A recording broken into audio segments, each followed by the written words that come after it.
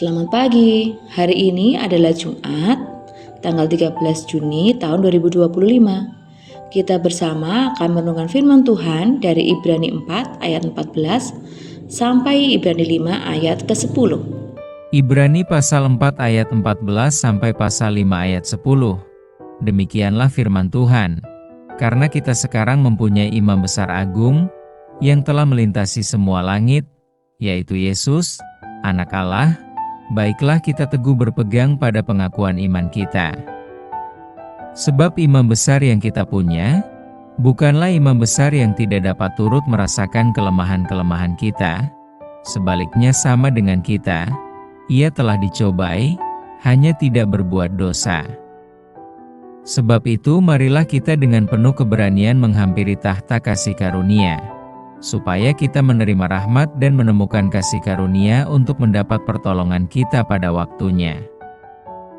Pasal 5 ayat 1. Sebab setiap imam besar, yang dipilih dari antara manusia, ditetapkan bagi manusia dalam hubungan mereka dengan Allah, supaya ia mempersembahkan persembahan dan korban karena dosa.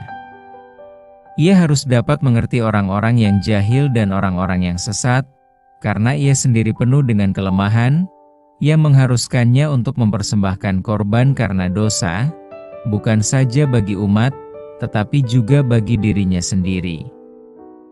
Dan tidak seorang pun yang mengambil kehormatan itu bagi dirinya sendiri, tetapi dipanggil untuk itu oleh Allah, seperti yang telah terjadi dengan Harun. Demikian pula Kristus tidak memuliakan dirinya sendiri dengan menjadi imam besar, tetapi dimuliakan oleh Dia yang berfirman kepadanya, "Anakku engkau telah kuperanakan pada hari ini."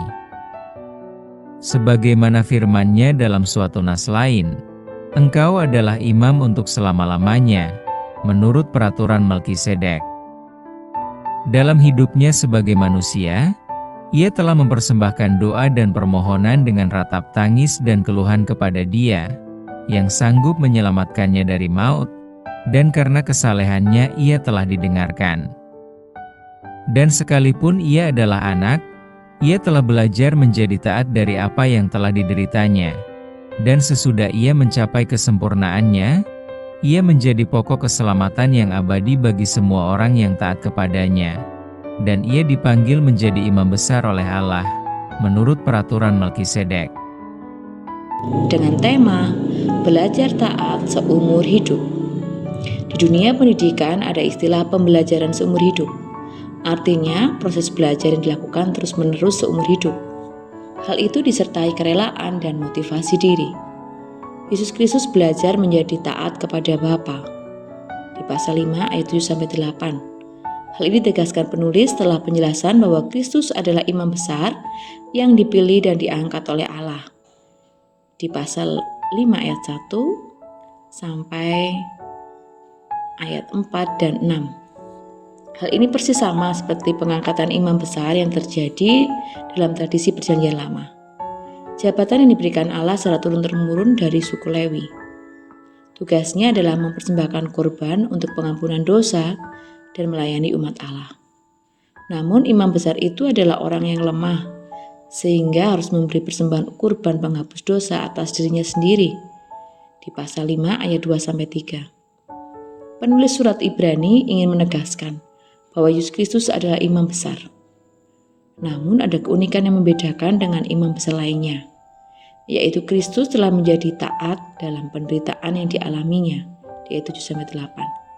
Kristus telah mengerjakan karya keselamatan dengan sempurna, sehingga ia menjadi sumber keselamatan, di ayat 9-10. Keunikan Yesus yang mau taat dalam penderitaannya menguatkan jemaat penerima surat Ibrani. Dalam teladan dari Kristus dan iman yang teguh, mereka belajar taat ketika menghadapi penderitaan.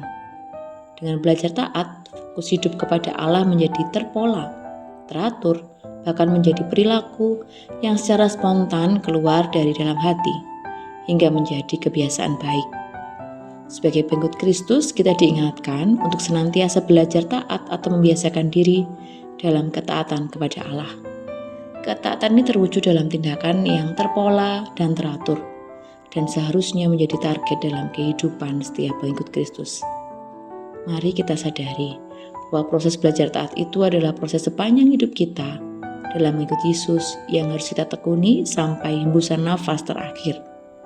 Prinsipnya adalah mendengar dan melakukan firman Allah. Dengan mematikan keinginan diri sendiri, pola hidup kita akan terbentuk mengikuti kehendak Allah. Mari bersama kita berdoa.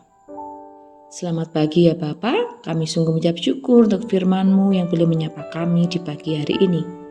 Mampukan kami Tuhan untuk mematikan ego kami, supaya pola hidup kami seturut dengan kehendak-Mu.